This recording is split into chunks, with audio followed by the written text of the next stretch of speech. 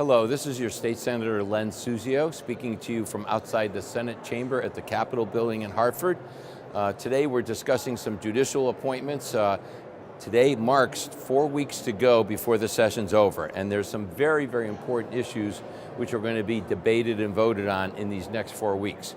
In this video, I want to talk to you about the toll situation, because the tolls are a hot topic and many people have misinformation, and I want to make certain that my constituents know what the real story is.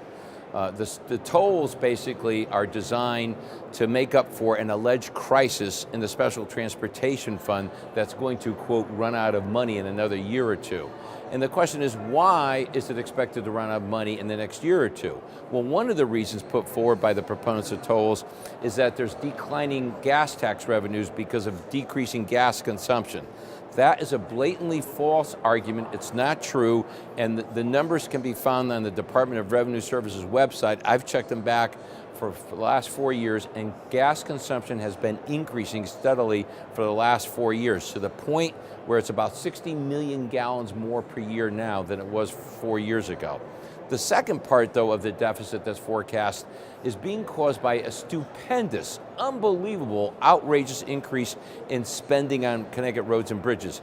The numbers that have been proposed are so wild and so big that it's no wonder they cause a deficit. To put it in perspective, back when Governor Malloy came into office in 2011, Connecticut spent about $1 billion a year on roads and bridges in Connecticut.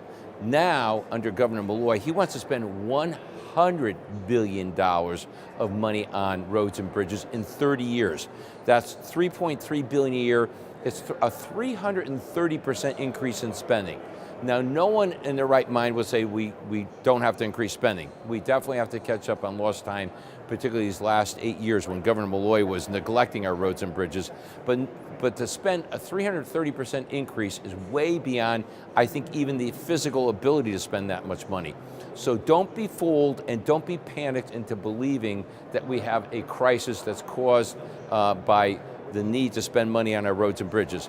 I believe we do have to increase spending, but only by $1 billion or so for the next 6 or 7 years. And then after that, we'll be back to normal again. So tolls would be a permanent installation costing almost $500 million to handle what's a temporary problem.